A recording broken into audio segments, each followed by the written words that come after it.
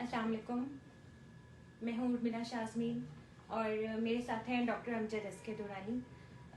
जैसा कि आप सबको पता है, वज़ीर हबीब कैंसर सेंटर के तहत हमने यहाँ पर एक आगाही मुहिम स्टार्ट की थी और उस पर 3 से 4 सेशन हम ऑलरेडी कंडक्ट कर चुके हैं। हमने कोविड-19 पे भी काफ़ी इन्फॉर्मेशन दी थी और कैंसर के इब्तदाई अलामात पे भी काफ़ी इन्फो दी थी। और आज का हमारा टॉपिक ऑफ डिस्कशन है ओवेरियन कैंसर। कि ओवेरियन कैंसर है क्या। ब्रेस्ट कैंसर के बाद ये सेकंड नंबर पे फीमेल्स में देखा जाता है कि मतलब इसकी काफ़ी रेशो बढ़ गई है फीमेल में। और ओवरी वैसे भी फीमेल्स में एक इम्पॉर्टेंट रिप्रोडक्टिव ऑर्गन है और जो कि बहुत इम्पॉर्टेंट है। और इसके लिए आज हम डॉक्टर अमजद दुरानी से बात करेंगे और उनसे पूछेंगे कि आखिर ओवेरियन कैंसर है क्या। जी डॉक्टर साहब। जैसे आपने बताया कि जो ओवरी है ये एक रिप्रोडक्टिव ऑर्गन है और इसकी इम्पोर्टेंस यही है कि ये इसमें जो है एग्स बनते हैं जो कि फर्टिलाइज होते हैं बाद में और फिर जो है ना एक प्रोसेस चलता है ज़ाइगोट फॉर्मेशन का यूट्रस में।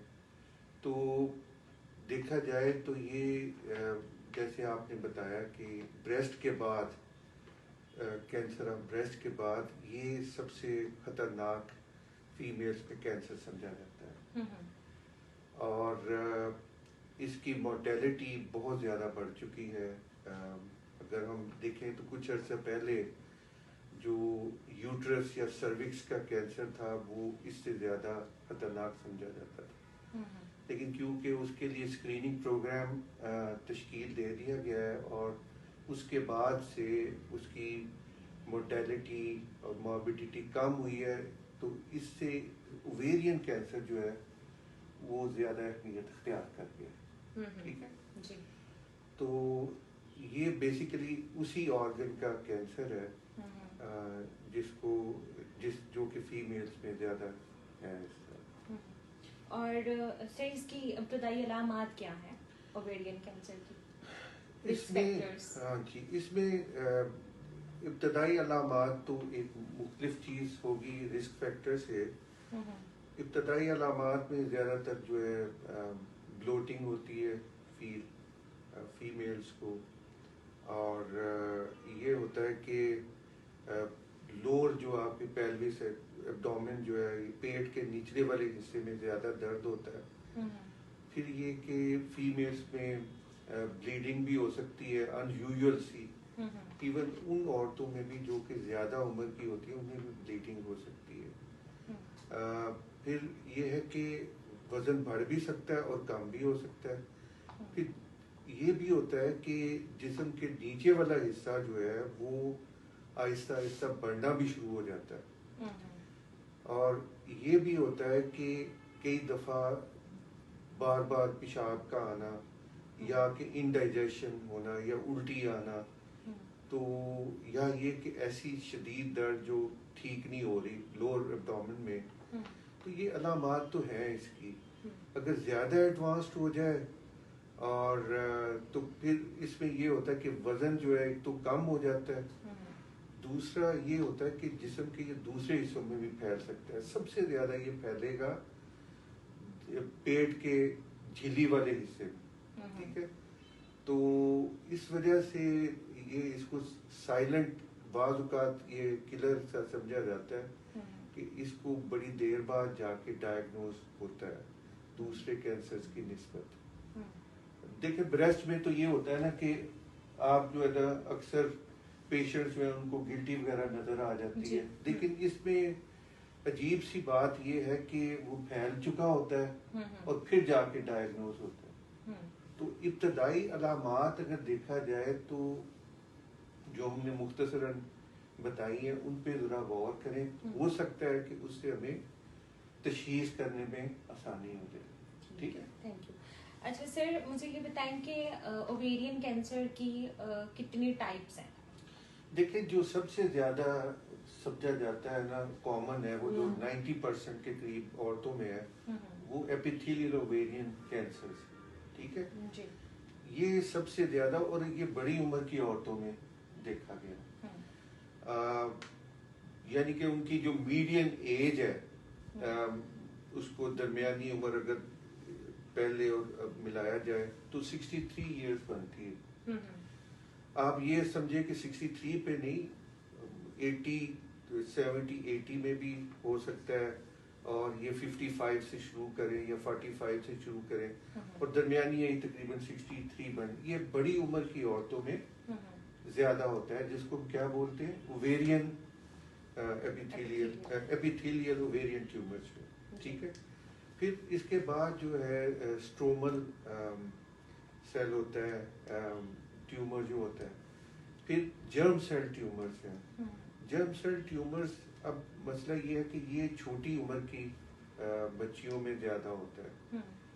जरूरी नहीं कि वो शादीशुदा हो, कई दफा तो 18-19 साल की बच्चियों में भी देखा है, उससे भी पहले देखा गया है। अब होता ये है कि ये मिक्स जर्म सेल ट्यूमर्स भी हो सकता है, और ये भी बड़ी तेजी से बढ़ता है। बाज़ औक़ात ये ओवेरियन सिस्ट की शक्ल में नजर आता है। तो इस तरह करके ये इसको जो है इनकी जो किस्में हैं, उसको मैंने बताया कि एक तो बड़ी उम्र की औरतों में किस तरह का होगा, और छोटी उम्र की बच्चियों में या औरतों में किस तरह का होगा। तो जहाँ तक रिस्क का ताल्लुक है, आपने पूछा था जी। रिस्क, उसमें देखें, उसमें सबसे बड़ा रिस्क ये है कि ये क्योंकि हार्मोनल डिपेंडेंट ट्यूमर है। जिस तरह ब्रेस्ट जो है वो हार्मोनल डिपेंडेंट ट्यूमर है, मर्दों में प्रोस्टेट जो है हार्मोनल ट्यूमर डिपेंडेंट ट्यूमर है, इसी तरह औरतों में ये ओवेरियन ट्यूमर जो है वो हार्मोनल डिपेंडेंट है। तो उससे मिलती जुलती जो भी होंगी चीज़ें जो उसको एनहांस करती हैं, चीज़ जो हार्मोन्स को ये उसको कॉज करता है। मसलन ये है कि ईस्ट्रोजन का ज़्यादा पैदा होना, ठीक है, वो एक रिस्क फैक्टर समझा जाएगा। फिर ये है कि जो कुछ जो बड़ी उम्र की औरतें हैं, मीनोपाज के बाद अगर वो हार्मोन रिप्लेसमेंट थेरेपी करवाती हैं, उनमें ज़्यादा चांसेस हो सकते हैं, इसके रिस्क फैक्टर जो है। फिर इनफर्टिलिटी जो है, यानी कि जो बांझपन है जिन औरतों में, उनमें इसके ज़्यादा चांस हो सकते हैं। फिर जो पहली प्रेगनेंसी है 35 साल के बाद जिन औरतों में होती है, उनमें ज़्यादा चांस हो सकता है। तो late pregnancy is also one of the factors. फिर ये होता है कि जो बच्चादानी है, उसका जो एंडोमेट्रियोसिस है, उसके अंदर या इन्फेक्शन जो होता है अंदर की झिल्ली का, उसमें भी ज़्यादा चांसेस होते हैं कि ये ओवेरियन कैंसर जो है ना वो ज़्यादा हो। ओबेसिटी यानी कि मोटा होना जो है बहुत ज़्यादा, वो भी जो है ये एक तरह का रिस्क फैक्टर है जी। तो इसमें बहुत से और भी अवामिल शामिल होते हैं, लेकिन मेनली जो है ना वो ये। फिर एक और चीज़ जो है वो पाउडर का इस्तेमाल है, टेल्क यूज़। वो कुछ औरतें जो है वो इस्तेमाल करती पाउडर, तो वो टेल्क जो है वो निचले पेट के हिस्से से अंदर जाके झिल्ली में ऐसी चेंज ला सकता है जिससे कि एपिथेलियल ट्यूमर हो सकता है। ठीक है। अच्छा सर, मुझे ये बताएं कि अगर हम इसको इब्तदाई तशखीस कर लेते हैं तो उसके बाद का क्या प्रोसेस है, मतलब कि और क्या अहमियत क्या है इब्तदाई तशखीस की? इब्तदाई तशखीस मैंने बताया कि ये खतरनाक इस तरह इसलिए ट्यूमर है कि 70% केसेस उस वक्त जाके हम पकड़ते हैं या मरीज आता है जबकि वो जो है जिस्म में फैल चुका होता है या लोकली एडवांस्ड होता है या कहीं और चला गया होता है। तो इसलिए इसके थोड़े सा ना ये दूसरों से मुख्तलिफ एक इसकी चीज़ है। अब होता ये है कि हम इसको कैसे पकड़ें, उसमें पहली बात तो ये कि जो अलामात मैंने बताई हैं अगर उनमें से अपीयर भी होती है तो ऐसे कि आप अपने जो फिजिशियन है उससे रब्ता करें। इब्तदाई तौर पे देखिए अल्ट्रासाउंड एक बड़ी एक आम सी चीज़ है, अच्छी जगह से अल्ट्रासाउंड करवाएं, वो उससे भी कुछ आपको पता चल जाएगा। फिर ये है कि उसमें कोई रुतूबत अगर खारिज हो रही है अनयूजुअल सी या ब्लीडिंग हो रही है वो देखिए क्यों हो रही है। फिर आपने जो मैंने बताया रिस्क फैक्टर देखें, वो तो नहीं है कोई रिस्क फैक्टर। अगर ये उसमें शक सा होता है तो फिर उसके आगे जो है फिजिशियन जो है सीटी स्कैन करवाएगा, एमआरआई करवाएगा, अगर बायोप्सी की जरूरत होगी वो करवा लेगा। ठीक है, तो ये आगे है। लेकिन जो एडवांस केसेस हैं अक्सर जो इसमें और एक जो बहुत अजीब सी या दूसरी बड़ी बात है वो है कि पेट जो है बहुत फूल जाता है, यानी कि उसमें पानी पड़ जाता है। अच्छा, जब पानी पड़ता है तो उसमें हम कई दफ़ा इस तरह भी करते हैं कि वहाँ से डायग्नोस्टिक टैप या उसको पानी लेके देखते हैं कि उसके अंदर तो कैंसर सेल्स ही हैं, उससे भी तशखीस हो जाती है। ठीक है, तो ये तशखीस के बहुत से हैं, लेकिन हमें जो है जो आम जो पब्लिक है उसको उन चीज़ों पे गौर करना चाहिए जो कि सिम्टम्स वगैरह क्योंकि ये चीज़ें दूसरी चीज़ों में भी दूसरी बीमारियों में भी शो हो सकती है। तो ज़रूरी नहीं कि इतना आप अलार्म्ड हो के उसी तरफ आप ठीक है। अच्छा सर, अगर तशखीस हो जाती है तो फिर उसके बाद इलाज किस तरह मुमकिन है, क्या क्या तरीके हैं? हम देखिए तशखीस का एक और जो होता है कि कई दफ़ा 80% केसेस में 80-90% में भी ज़्यादा CN1 to 5 एक ट्यूमर मार्कर होता है जो बढ़ जाता है। फिर मैंने बायोप्सी बताया कि वो करवाते हैं। अभी इलाज क्या है, अगर तो इब्तदाई है अगर स्टेज है तो सबसे बेस्ट ट्रीटमेंट है उसका सर्जरी। ठीक है, अब सर्जरी का मतलब ये है कि आपने वो सर्जरी में वो चीज़ सारी रिमूव करनी, यूट्रस भी रिमूव कर देते हैं और साथ ओवरीज दोनों तरफ की वो भी रिमूव कर देते हैं। जो सबसे कठिन मरहला होता है वो होता है कि क्योंकि ये पेट की झिल्ली के अंदर फौरन फैलता है, उसकी सैंपलिंग करनी पड़ती है। तो कई दफ़ा वो भी पॉजिटिव ज़्यादातर उसमें अब झिल्ली जो है जिस्म के मुख्तलिफ हिस्सों में ऐसे फैली होती है और कई दफ़ा ये होता है कि अगर सेल्स उसके अंदर हैं तो आप सब कुछ रिमूव भी कर देंगे फिर भी वो कुछ सालों के बाद नमूदार हो जाता है, जो इसकी सबसे जो एक बुरी सी बात है। अब इसमें यही वजह है कि आप ये अगर तो इब्तदाई है और एक ओवरी में इवन 2 में भी है और कैप्सूल को उसने नहीं क्रॉस किया हुआ तो उसको रिमूव करना बड़ा आसान है, वो अर्ली स्टेज समझी जाएगी। लेकिन अगर जो ही वो सेल्स जो है झिल्ली में आते हैं तो फिर कई दफ़ा हमें सर्जन्स को कहना पड़ता है, गायनेकोलॉजिस्ट को, वो डीबल्किंग करें उस सर्जरी जो है पूरी, ताकि उसके इर्द गिर्द के हिस्से भी जो है ना जहाँ पे कि इस्तेमाल हो सकता है इस कैंसर का उसको रिमूव करें।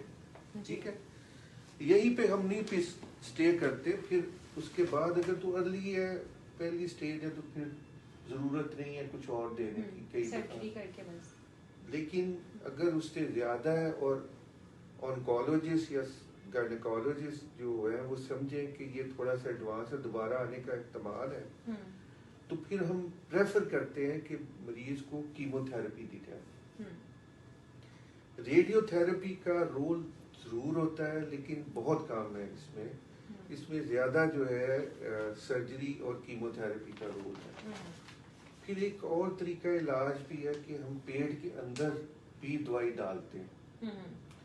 तो अभी तक वो भी उसी नज़रिया था कि ये इसके जो सेल्स या पुलिये हैं वो इधर उधर छुप जाते हैं या रह जाते हैं, तो ताकि वो जो दवाई है ना वो वहां तक पहुंच जाए और उनको डायरेक्ट जो है वो किल कर सके।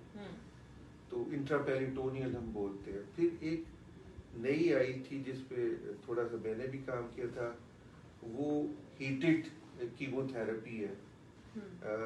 यानी कि आप 40 डिग्री पे पर ऑपरेटिव कीमोथेरेपी देते हैं, ठीक है, और उसको हीटेड इंट्रापेरिटोनियल कीमोथेरेपी बोलते हैं। वो ऑपरेशन के वक्त दिया जाता है। वो सूरत में होता है अगर आप ये समझें कि पेरिटोनियम में या झिल्ली में फैला हुआ है, तो और दवाई जो है ज्यादा टेम्परेचर में ज्यादा इफेक्टिव समझी है। इसके बाद भी कीमोथेरेपी की जरूरत पड़ती है? इसके बाद भी पड़ सकती है। ये डिपेंड करता है अगेन आपके जो हम प्रोग्नोस्टिक फैक्टर्स CA125 अगर ज्यादा आता है या अल्ट्रासाउंड या सीटी में आपको चेंजेस नजर आती हैं तो आप उसमें दे सकते हैं उसके अलावा। ठीक है, ठीक है। Thank you so much doctor साहब, आज आपने हमें मतलब काफी सारी एक और जो चीज मैं बताना चाहूँगा कि जो जो वो औरतें जिनको जो है मेंसेस रेगुलरली आते हैं और उनकी उम्र भी ज्यादा नहीं कई दफा होती, तो उनमें सिस्ट कई दफा आती हैं। अच्छा। अब वो सिस्ट या जो एक समझे कि सैक सी होती है, ठीक है, अच्छा, अब वो उसमें अक्सर जो है वो बिनाइन होती है, तो उसमें घबराना नहीं चाहिए। हाँ, अलबत्ता उनको जो है अंडर ऑब्जर्वेशन रखना चाहिए। तो बाज़ औक़ात खास तौर पे वो सिस्ट जो 8 सेंटीमीटर से कम हो, अक्सर वो ज्यादा इतनी आम नहीं होती। उनमें जिनमें वो मेंस्ट्रुएट कर रही हैं, जिनमें माहवारी जो है जिन औरतों में आती है, हाँ, अलबत्ता 8 सेंटीमीटर से ज्यादा हो और मेंस्ट्रुएट भी कर रहे हो तो उनमें अहमियत होती है, उनको भी अल्ट्रासाउंड करवाना चाहिए, CA125 करवाना चाहिए। तो उससे किसी हद तक जो है पता चल जाता है कि ये बिनाइन है या मैलिग्नेंट है।